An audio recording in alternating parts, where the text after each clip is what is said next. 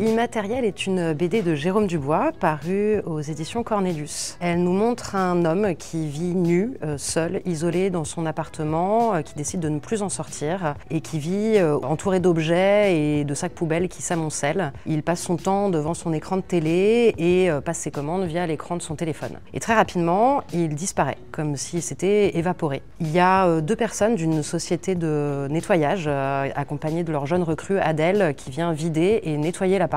Et seule Adèle semble se soucier de ce qu'était la vie de cet homme avant qu'il ne disparaisse. Il décide d'ailleurs d'emménager dans cet appartement qui est encore hanté par la présence de son occupant précédent, auquel Adèle s'identifie étrangement. Le choix des couleurs et du dessin de Jérôme Dubois illustre selon moi les thématiques qu'il veut aborder dans cette BD.